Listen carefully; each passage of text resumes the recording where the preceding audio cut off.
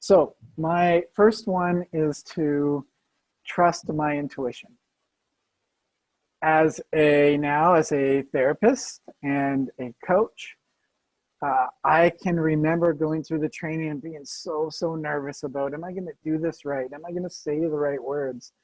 And one of the biggest things in my life and in my practice that I've learned from you, John, is the greatest gift that we can give is to follow our intuition and be in what's the word? Be in not in process, in what with the client, to be In, I don't know, synchronicity, to be connected. yes. So Yeah. when I fall, like, independent of if I have the perfect words or not, when I really fall into my intuition, whether I'm with a client or whether I'm with my family or anything, that is the biggest lesson. And I've seen you practice that. So trust my intuition. That's my first lesson.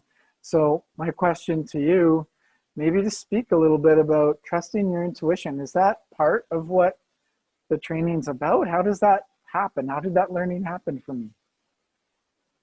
Well, first off, thanks for your glowing words. I'm touched.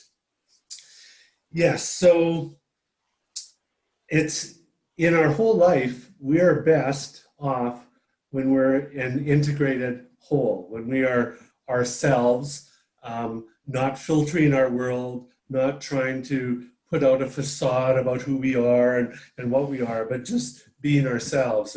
In cognitive behavioral therapy, that's called the wise mind, that intuition. It's that part where we have the three cells. We have our emotional mind, which is sometimes called the unconscious mind. We have our logical mind, which is sometimes called the conscious mind, and the wise mind, which is sometimes called the higher conscious mind.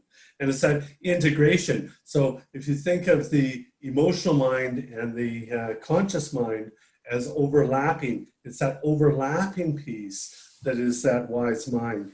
And when we're there in that wise mind, we're both responding in an emotional way and in a logical way to the world around us. And so what blocks us from that is all of those kind of beliefs, values, those judgments about ourselves, about the world, all of that stuff. And so that's the natural process through personal growth, is as we deal with that stuff, as we come to recognize that we're really magnificent people, then we start to break down those judgments, and we let that wise mind be out. And so, yes, I'm really delighted that you see that as a connection to your intuition, and that, because I do trainings for professionals, for people that want to be therapists in the world. We're best therapists when we're connected in that intuitive way, in that wise mind way with the world and with our clients. Yes. Thank you for that beautiful explanation. And when I connect that to, I don't necessarily think of myself as a therapist. And I connect with a coach more.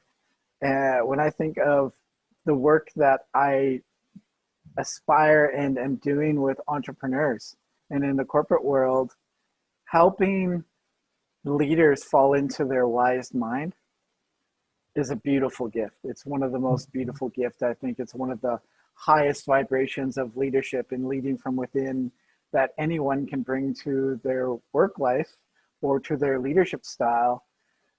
And I just felt called to say that because as you're talking, I'm like, yeah, that's what it's about. So thank you for that.